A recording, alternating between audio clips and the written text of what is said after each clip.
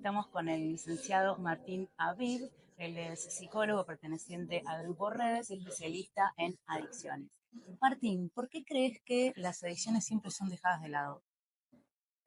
Bueno, es interesante. Recién estuvimos en una mesa y básicamente hablamos, José, bueno, la llamó la cenicienta a la psiquiatría la llamó la cenicienta de la medicina y a la psiquiatría de adicciones la cenicienta de la psiquiatría. Es decir, creo que es dejado de lado por el temor, primero por políticas hoy en día actuales que funcionan desde el prohibicionismo y desde la punición. Y eso ya hace más de 100 años viene demostrando que no funciona. Por eso nace el segundo paradigma, que es de reducción de riesgos y daños. Entonces, creo que es dejada de lado porque las políticas actuales al servicio de la ayuda de la comunidad no están teniendo resultados, han ido fracasando.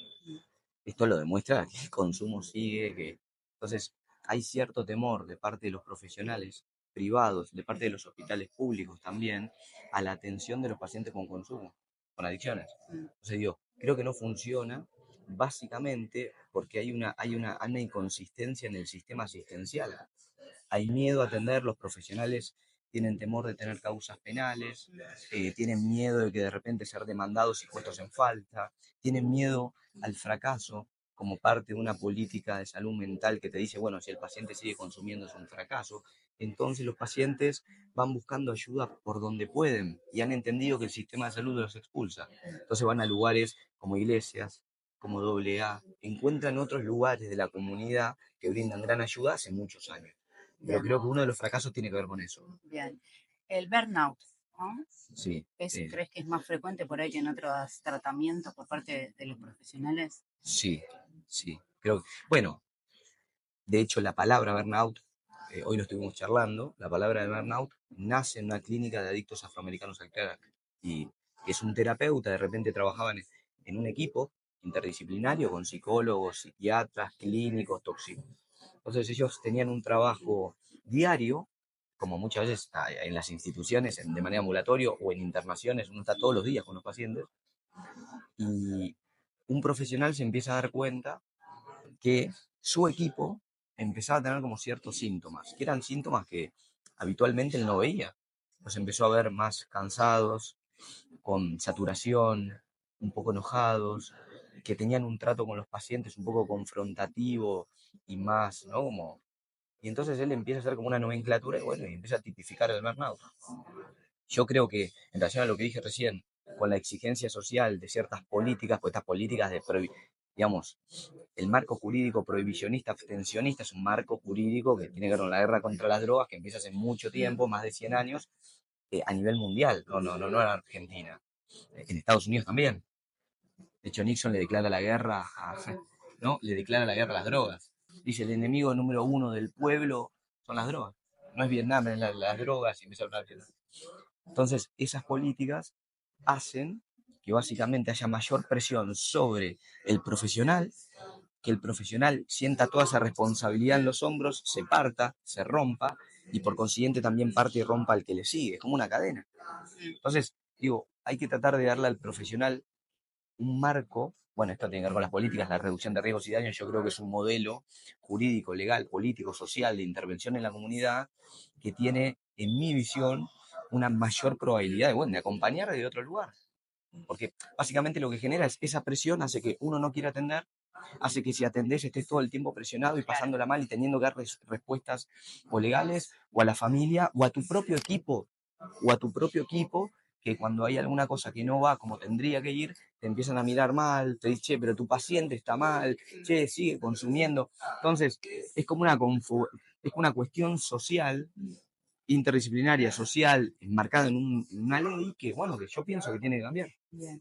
En relación a esto que vos decís de reducción de daños, ¿hay tratamientos hoy ambulatorios que Bueno, están mostrando un poco su eficacia o como esperanza que se puede hacer algo? eh, bueno, en Suiza, por ejemplo, sí, sí, hay tratamiento con metadona, hay terapia de sustitución, de reemplazo, y funcionan muy bien. Hay lugares donde los pacientes, digamos, se llama como de consumo controlado, que pueden ir, les dan terapia. Y por otro lado, bueno, la epidemia del SIDA, cuando hubo una gran tasa de mortalidad por el SIDA y por por enfermedades, digamos, de transmisión, por intramuscular, endovenosa, con jeringas, que aumentó mucho. Ahí nace las estrategias de reducción de riesgos y daños, que eran médicos que lejos eran como guetos de adictos que no podían ir a atenderse al sistema. Entonces y la tasa de mortalidad aumentaba mucho. Entonces nace esas políticas en relación a salir a la comunidad a buscar a aquellos que no llegaban al sistema, a darle jeringas, a darle cuestiones como de ciertos cuidados en la administración, porque entendían que iban a seguir consumiendo. Y eso, bueno, tiene una eficacia comprobada, ¿no? Hoy en día nosotros trabajamos en términos de acompañamiento a los pacientes cuando están en consumo, de reducir los riesgos porque cada episodio de consumo, una persona tiene un consumo problemático, implica un riesgo de verdad, porque uno se expone a ciertas situaciones por el efecto químico de la sustancia que sobrio quizás no haces. Quizás vas manejando a 200 en una autopista, quizás estás en el risco de un lugar y saltas de un lugar al otro creyendo que controlas la situación. Quizás empezás a discutir con una persona y de repente todo se pone difícil y estás en una situación de alto riesgo. Básicamente los pacientes también que consumen drogas, como está penalizado, entonces tienen problemas legales también. Entonces, y bueno, y también tienen problemas y situaciones de riesgo cuando van a buscar sustancias en lugares marginados donde, bueno, se dan situaciones a veces muy difíciles.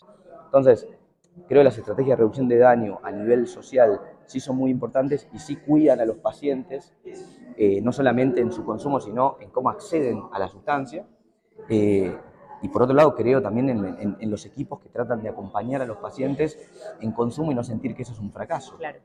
Y tratar, militando la abstinencia, ¿no? Porque digo, yo milito la abstinencia, yo creo que la abstinencia es muy importante en aquellas personas que tienen un consumo problemático, pero tenemos que entender y trabajar con ese quehacer que aparece, que es disruptivo y que por más que uno no quiera, hace 100 años viene demostrando que no, que hay que hacer algo distinto.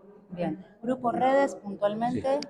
¿cómo está trabajando hoy? Y es una propuesta ambulatoria de bajo umbral de exigencia, quiere decir entre 2 a 3 horas semanales, 3 o 4 dirías, horas semanales de psicoterapia.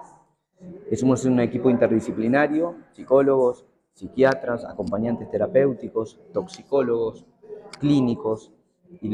A ver, es una propuesta bajo umbral en el sentido de tratamos de ofrecer acompañamiento exigiéndole poco al paciente, y trabajamos con la red de la familia, es decir, con el paciente va a terapia individual, va a grupos de psicoterapia, que pueden ser 2 o 3 grupos semanales, tiene un espacio de psiquiatría que puede ser quincenal o mensual, tiene un abordaje médico, clínico, toxicológico, porque bueno, básicamente cuando vos consumís drogas, a veces tenés problemas médicos que no los tratás. Entonces muchos pacientes no mueren de sobredosis, mueren de enfermedades médicas no tratadas, hipertensión arterial, diabetes, en fin. Entonces, el equipo está conformado por un clínico, un toxicólogo, hay evaluaciones, se trabaja con la familia, una vez por mes hay un abordaje multifamiliar, donde trabajamos aspectos no solamente psicoeducativos, sino de esto que venimos hablando, el marco, cómo acompañar al paciente, Marco tolerar de el consumo. acompañamiento. Exactamente. No es solamente estrategias de habilidades para con el paciente, manejo de contingencia, no es algo solamente conductual o cognitivo de su caducación, es algo más amplio en el sentido de cómo acompañar, ¿viste? Y esto que, bueno, que venimos hablando mucho sobre el marco social, político, las normativas actuales. Muchas gracias. A vos.